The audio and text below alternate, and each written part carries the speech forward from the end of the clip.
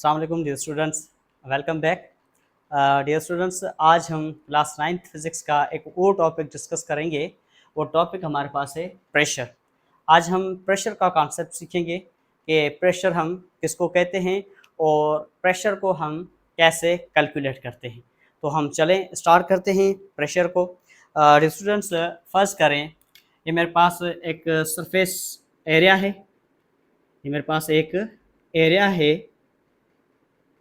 अब मैं क्या करता हूँ, इस एरिया के ऊपर फोर्स एग्जर्ट करता हूँ।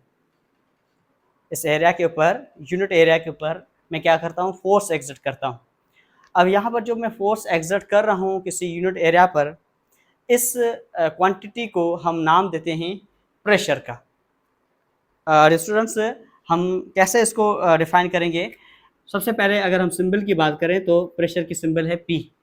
ठीक है, तो इसको लिखेंगे कैसे? Force per unit area is called pressure.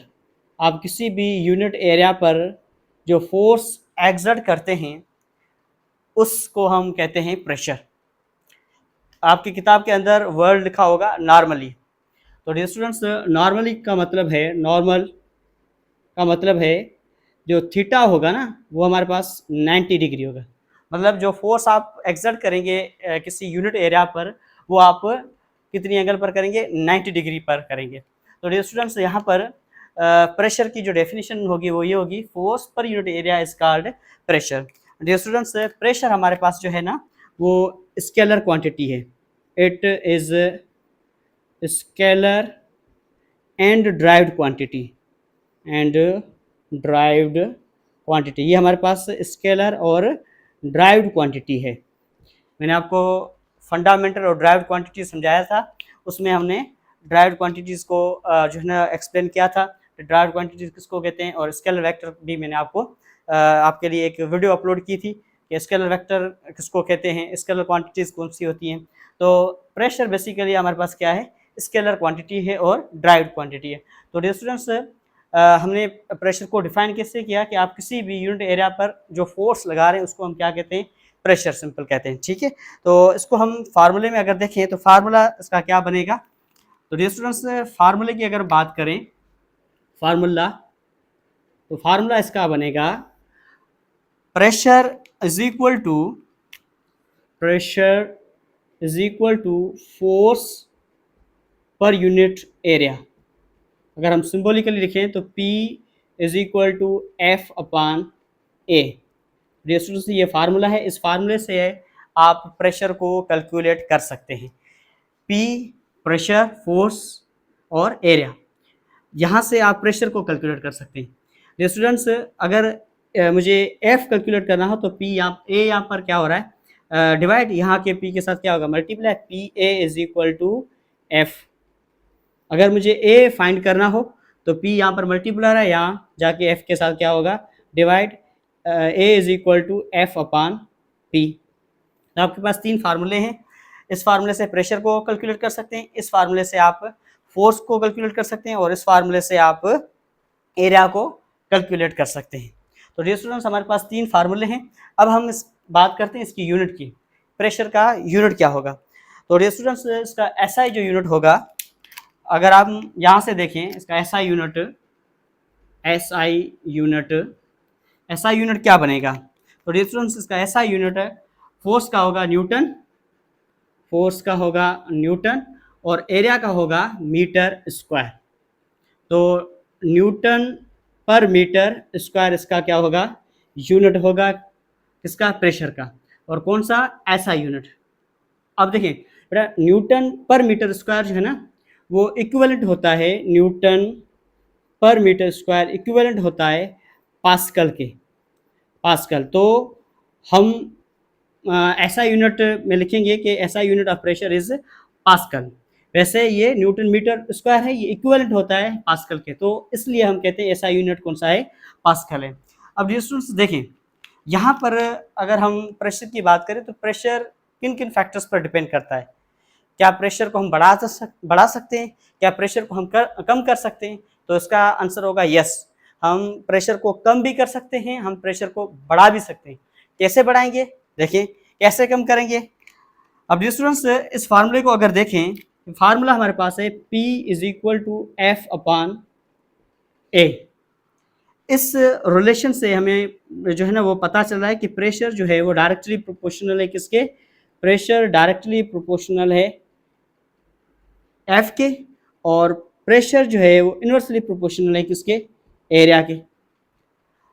Dear students, यहाँ पर फोर्स को बढ़ाने से प्रेशर बढ़ेगा, और एरिया को, किसी भी यूनिट एरिया को, ठीक है, आप बढ़ाएंगे तो प्रेशर कम होगा, अगर आप उस एरिया को कम करेंगे तो प्रेशर बढ़ेगा। स्टूडेंट देखें, अगर हम इंजेक्शन की बात करें, ठीक है, इंजेक्शन में क्या होता है, जब इंजेक्शन हमें लगती है तो हमें ज़्यादा तकलीफ होती है, वो इस वजह से क्योंकि उसका एरिया बहुत कम होता है। एरिया कम तो इट मीन्स प्रेशर ज़्यादा, प्रेशर ज़्यादा तो हम कहेंगे जो फोर्स होगी वो भी क्या होगी, ज़्यादा होगी। इस वजह से हमें जो है ना वो इंजेक्शन के टाइम ज़्यादा तकलीफ होती है, ठीक है, क्योंकि इंजेक्शन का जो एरिया होता है ना वो बहुत कम होता है। अगर एरिया कम होगा तो प्रेशर क्या होगा, ज़्यादा होगा। अगर प्रेशर ज़्यादा होगा तो आपके पास फोर्स ऑटोमेटिक क्या होगी, ज़्यादा होगी। डियर स्टूडेंट्स, अगर मैं आपसे पूछूं क्या आप एक एग पर खड़े हो सकते हैं, तो आप बोलेंगे नो सर, वो टूट जाएगा। डियर स्टूडेंट्स, अगर आपके पास नंबर ऑफ एग्स हो तो उसके ऊपर आप खड़े हो सकते हैं, तो आप सोचेंगे पता नहीं है यस या नो, तो इसका आंसर होगा यस। डियर स्टूडेंट्स देखिए, पहले एक जो एग था ना उसका एरिया कम था, एरिया कम था तो प्रेशर उसके ऊपर ज़्यादा एग्जर्ट हो रहा था, प्रेशर ज़्यादा तो फोर्स ज़्यादा, इट मीन्स वो ब्रेक हो सकता है और वो टूट सकता है। अगर आप नंबर ऑफ एग्स रखेंगे, ठीक है, नंबर ऑफ एग्स रखेंगे तो होगा क्या, उसका एरिया बढ़ जाएगा। एरिया बढ़ेगा ना तो ऑटोमेटिक प्रेशर क्या होगा, कम होगा। प्रेशर कम होगा तो फोर्स क्या होगी, कम हो जाएगी। तो नंबर ऑफ एग्स के ऊपर अगर आप खड़ा होना चाहते हैं तो ये पॉसिबल है, ठीक है।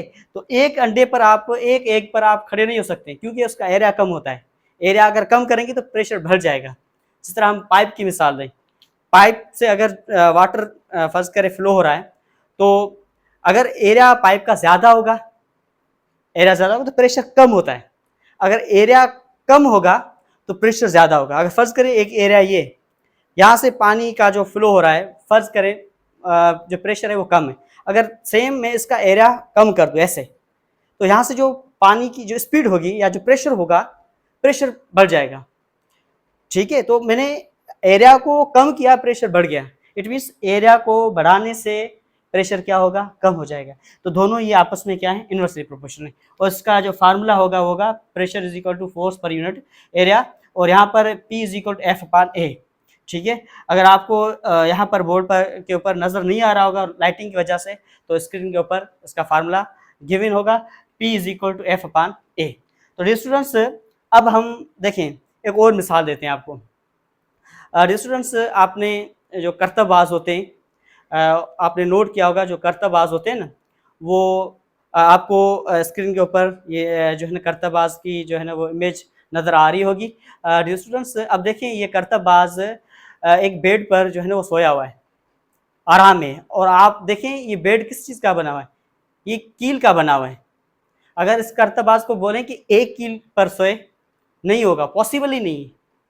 अब डियर स्टूडेंट्स, ये सवाल भी होता है जो करतबाज होते हैं ये बेड की कील्स पर जो कील होती है उसके बेड के ऊपर ये कैसे जो है ना इजीली जो है ना वो सो सकता है और इसको तकलीफ भी नहीं होती। तो डियर स्टूडेंट्स, इसका मतलब ये है, इसके पीछे जो है ना रीज़न ये है कि आप नंबर ऑफ कील्स लगाएंगे, ठीक है, नंबर ऑफ नेल्स लगाएंगे तो उसका एरिया बढ़ता जाएगा, बढ़ता जाएगा, बढ़ता जाएगा, तो उसका प्रेशर क्या होगा, कम होगा। प्रेशर कम होगा तो फोर्स क्या होगी, कम होगी, उससे तकलीफ नहीं होगी। अगर इस मार्कर की मैं बात करूँ, इसका एरिया देखें कम है, अगर मैं सारे मार्कर को मिलाऊं तो यहाँ पर एरिया बढ़ गया, एरिया बढ़ेगा तो प्रेशर ऑटोमेटिक क्या होगा, कम होगा।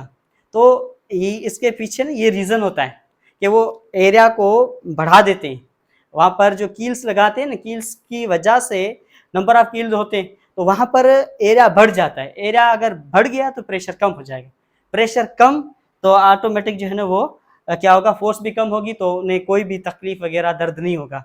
इस वजह से वो आराम से सो सकते हैं। तो इसके पीछे ये रीज़न होता है। ये करतबबाज जो होते हैं ना, ये इसके पीछे जो रीज़न होता है, ये कोई ना कोई साइंस होती है इसके पीछे। ठीक है।